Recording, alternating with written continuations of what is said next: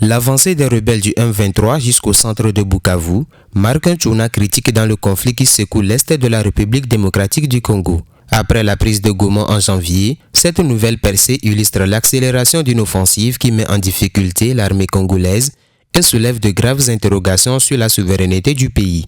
La facilité avec laquelle le M23 a progressé témoigne d'un affaiblissement des forces loyalistes malgré les alliances militaires et les soutiens annoncés par Kinshasa.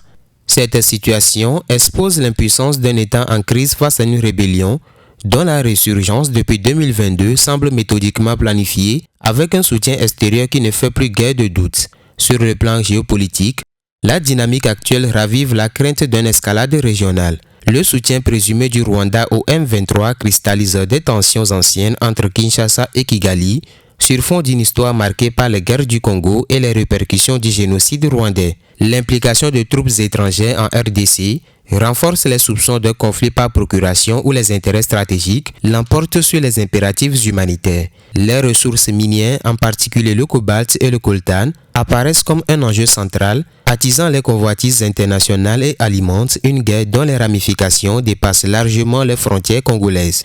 Face à ce nouvel épisode de déstabilisation, l'incapacité de la communauté internationale à prévenir cette avancée soulève des interrogations majeures. L'inefficacité des dispositifs régionaux de stabilisation et l'échec des initiatives diplomatiques posent la question de la réelle volonté des acteurs internationaux à enrayer un conflit dont les implications stratégiques sont évidentes. Si l'on se dirige vers un enlissement militaire, l'alternative d'un dialogue politique inclusif demeure une option fragile, tant les antagonismes sont profonds. Pourtant, sans une réponse décisive, la chute de Bukavu pourrait marquer non seulement une avancée militaire du M23, mais aussi une nouvelle étape vers une reconfiguration forcée de la RDC par des forces extérieures.